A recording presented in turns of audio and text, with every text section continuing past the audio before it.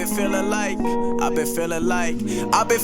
I'm ready for the job. Got the pedal to the metal, I've been grinding non-stop, killing every instrumental, and I knew just what I wanted. Now I gotta go and get it, and I'm never looking back, only looking where I'm headed, and I doubt it for a minute, trying to get another win. So I woke up this morning and saw a pretty interesting tweet from Barry Carter asking the age-old question, does it to be considered like the best overall poker player or whatever, the best player, do you have to play all the games? And the simple answer is yes, you do. So if you're great at No Limit Hold'em, which many of the young players are, you could be considered one of the best No Limit Hold'em players in the world, but not poker, because poker encompasses so many things. So they shouldn't even be in the conversation of best poker players. Having said that, the work that they put in, how good they are, is like next level. Like the evolution of No Limit Hold'em has gone to a new place. And part of the reason for that, or a big part of the reason for that, is solvers and the ability to study in a much more fundamentally sound way. And I guess like in the old way, the old No Limit Hold'em players or whatever, or like poker players of the world, they had talent a lot of the way. Like, so Phil Ivey's a perfect example, or a Tom Dwan. They had a talent for the game. Today, the younger breed of player, and not all of them, because there's some that still have that kind of talent, like the Adrian Mateos and Bryn Kennys, who come from a little more like street poker place. But in terms of like becoming good at poker today, you can do that imagine you were really good at studying in school, and you were good at reading textbooks and all that kind of stuff.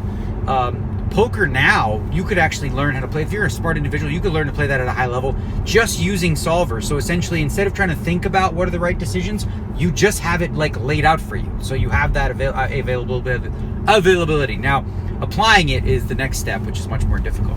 Then there was another tweet I saw this morning. Poker News sent out a tweet about the Hall of Fame, where actually it was part of a small interview I did yesterday about whether Fedor Holtz, Justin Bonomo, and Dan Coleman should be eligible for the Hall of Fame based on what they've done now. And I said, for sure not Dan Coleman, because he had a year or two that was really, really great, but he hasn't been playing lately. Now, obviously, if he came back and played and continued to play for the next 10, 15 years, there's no question he has the talent to do so. But, does he have the will? Part of what it takes to get into the Poker Hall of Fame is standing the test of time. And if you only play for like 3 to 5 years, that's not exactly standing the test of time. And it's not to say that, a player who does play at the top of his game for 5 years isn't capable of continuing to do so. But maybe, they just move on to other things, so you couldn't possibly know. Fedor and Justin are much more likely, because I think that they're going to play for a longer period of time. But if you just said, okay, their career's over today, would they get it? And that's a little closer, right? So I don't know. I don't know necessarily the answer to that. It would depend on, because one of the other things I mentioned too is when you play typically in 30 to 40 to 50 player fields, right? That's your MO. That's the tournament. Every year, somebody's going to have an amazing year that people go, wow, how did that happen? That happened because standard deviation, it's supposed to happen. It's going to happen. Eric Seidel had his year a few years ago in those high rollers. Then Dan Coleman did it. Then Fedor Holtz did it. And this year, of course, Justin Bonomo's doing it. Jason Kuhn's doing it. At that level, the skill level's so high that luck in a 30 to 40 player field is going to play somewhat of a role that is going to make things appear as though they are proof of something, but they don't necessarily need to be. But anyway, enough of that. We got to play a poker tournament today. We are into day 3 of the 8 game, and I am having a blast. No tournament in the world, as I've said before, I'd rather play than an 8 game mix.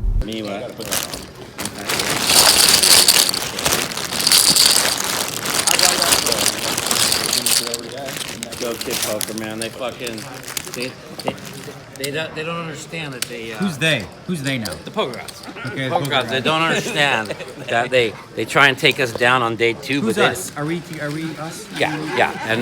And the thing is they don't realize that we are survivors, and now. Wait, so is that just me and you, or everybody? Now who's we? All of us, but me and you, and so. What it is now that we've survived that fucking ridiculous fucking last 2 hours of last night, we're now going to show the poker world what running good looks like on day 3. This is a family show. Slow down on the F-bombs. Oh, I didn't know that. No, you're fine. Beep, beep, beep, beep, beep, beep, beep, beep, beep. Just for the record, for the people at home, this is your first time playing all the mixed games?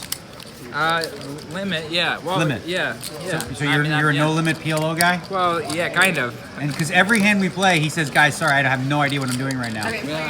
Well, I just. But then he puts a smile on our face because not reason. And what's your name, bud? My name's Kevin. Kevin from? Chicago area. I heard of it. Yeah. Cool.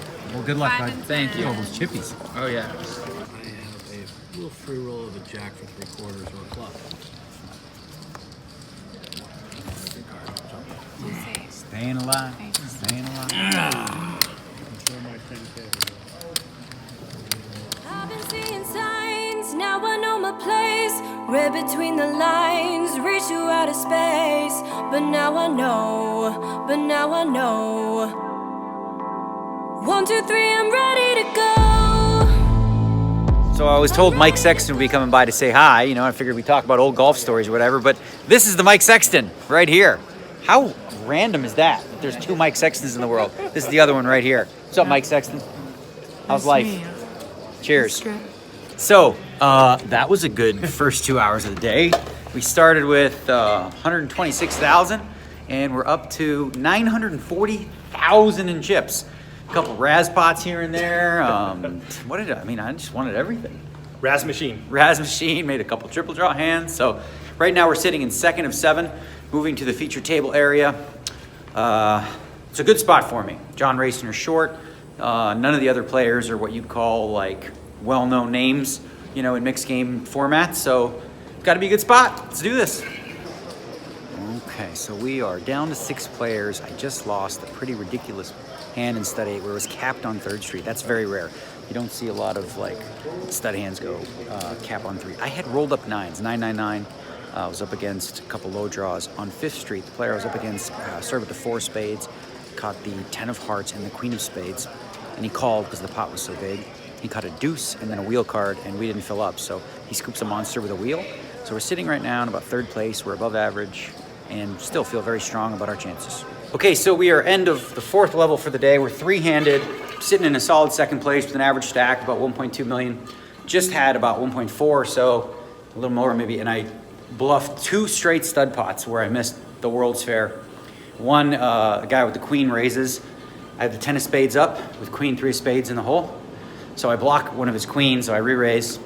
Make a long story short, by 6th Street, his board was queen, jack, jack, queen. So he has open queens and jacks. My board was king of clubs, 10, what was it?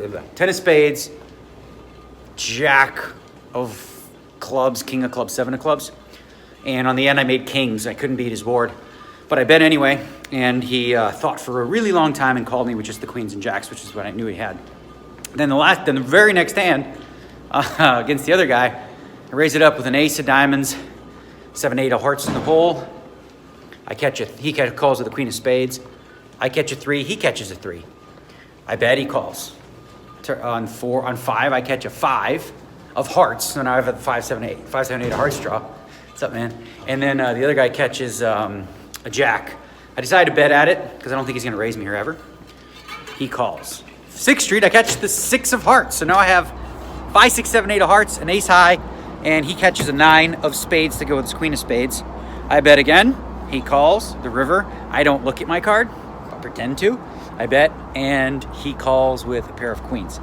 So yeah, not the best 2 stud hands, but we're in great shape. This is gonna be fun. But now I know. 1, 2, 3, I'm ready to go. I'm ready to go.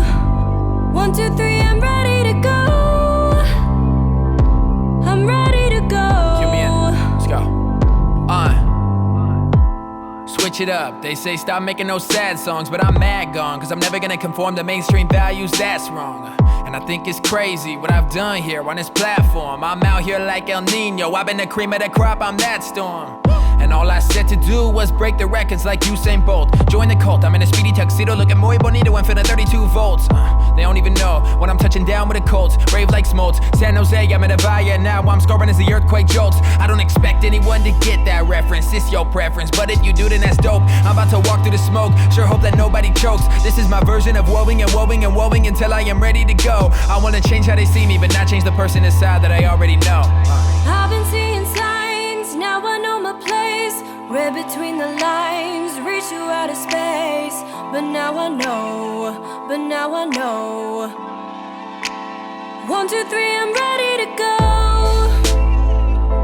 I'm ready to go. 1, 2, 3, I'm ready to go. I'm ready to go. Really, I'm flowing. Lately, it's all going off. Truly, I feel like a boss. Spend every afternoon freestyling verses while everyone else is out doing the cross. Where'd that turn card come from, bro? I don't think I can do this one. We got the puzzle. Then just bring it on the turn.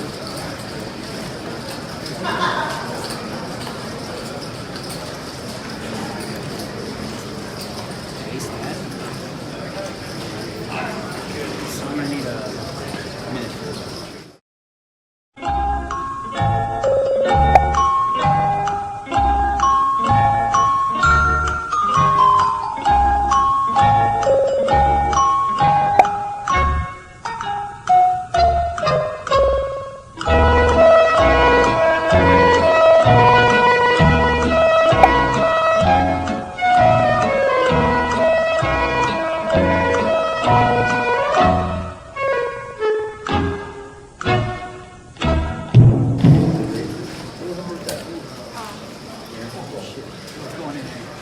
Good. King 5-4, yeah, King's 18. Good job. Good luck, bro. There we go. That's quite a flop there.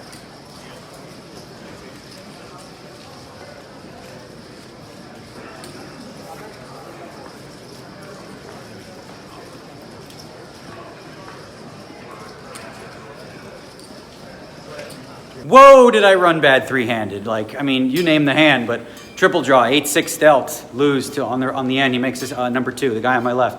Another hand on PLO, like, the board is 10 Jack Queen King with 2 diamonds. I have the ace of diamond draw with a flush, with the straight, of course, and I bet the pot, and he called with 3 jacks. Board paired on the river with the diamond, so I'm like, okay, good, this is good. Bet he calls, and he has a full house. The very last hand, in no limit hold'em, I limped a small blind with King 4 spades. He raises from the big. I call, of course. Comes King 5-4, 1 spade. Rainbow, I check, he bets, I call. Turn is an ace. I check, he bets, I call. River's a 10, I check, he goes all in. I call with King 4. He had pocket kings. So that's that. I don't know that I can fold that. I'm going to be like racking on this one for a little while, whether or not I can fold against this specific player, because he just doesn't bluff that much. But yeah, I don't really think that I can. I think maybe he value bets ace queen, ace jack sometimes, but, or just some, I don't know. Maybe I could have folded. I'm gonna have to work on this one. All right, so we're gonna take a little break, and then we're gonna jump into the 1500 stud 8 or better. All right, so we took about an hour nap. Tough to sleep because I was thinking about the hand. And upon further review, drum roll please, I believe that I blew it. I think that I'm supposed to fold on the river. Went through all the combinations of value that he can have versus bluffs, and realized, like, ultimately this player in particular is going to be under bluffing. So even though, like, maybe from a theory-based perspective, the hand kings and 4s is high enough in my range to make the call, I still think I don't think he value bets ace queen or ace jack enough, and I just don't think he has a lot of bluffs. And even if he did have a bluff like queen jack, he got there and made a straight on the river. So I think I screwed up there for the last 440,000. A lot of that has to do with just, like, when you get beat a bunch of hands in a row, it's like I don't know what the word is, like mental fatigue for the situation. And I was beaten down, if you will, a little bit. I'd taken some beats, and instead of making a really, like, informed decision, and I took my time too, which is crazy. And even after the hand was over, I thought it was a good call, but now that I look back on it, after about an hour, I realized, no, I should have folded the kings and 4s on the river. Should have played as I did. Check, call, and then checked fold to a jam on the river, because he just doesn't have enough bluffs to make the call. So taking my time here. It is almost 10 o'clock. Can late reg until midnight for the $1,500 stud, and looks like I will I'm gonna head in there in about 15-20 minutes. Okay, that wasn't a very long stay here in the stud 8. Lasted about an hour and a half. To be honest, didn't really feel like being in it. Because, hey, what's up, Mikey? Didn't really feel like being in it, to be honest. It was like a little hangover from the other event. And besides, I don't really want to be on the $1,500 tour. I want to be on the 10K. I already missed the 10K single draw, and tomorrow is the 10K dealer's choice. So the 1500 stud 8, as much as it is my favorite game, less important than the 10K horse, which should be a good one. So tonight we're gonna get ourselves a good night's sleep. Marissa's back. She should be home. Tonight she's flying back in, so it'd be good to see her face. It's been a few days, and tonight we will cuddle with the puppies and really just unwind. We're gonna have to forget about that mistake we made earlier and move on. That's one of the hardest parts about being a professional player when you grind the World Series is you're gonna make mistakes. If you're gonna play the entire month, you're gonna find yourself making mistakes. You can't beat yourself up too much over it. And this is, I think, true of life or anything. Is like, the process that I like to use is, what's up, buddy? How you doing? Yeah, made a boo-boo. Yeah. So the process I like to do is first acknowledge the error, which is what I did after decompressing for about an hour. Acknowledge it, and then commit to better focus in the future and making sure that I really think those situations through and not allow kind of like getting beaten down in a few hands in a row to affect my clear ability to make good decisions. So all in all, a good day. We didn't start with a lot of chips going into it. We had a good chance to win. Unfortunately, we didn't get bracelet number 7. But the big story of the day, guys, can you believe it? Doyle Brunson is still in the deuce to 7 in the money along with his son Todd. Could you imagine Todd Brunson and Doyle Brunson heads up for a bracelet? That'd be pretty cool. Doyle says this is his last tournament ever. We'll see. I think he's going to be around in 10, 15 years, maybe 20. See you later.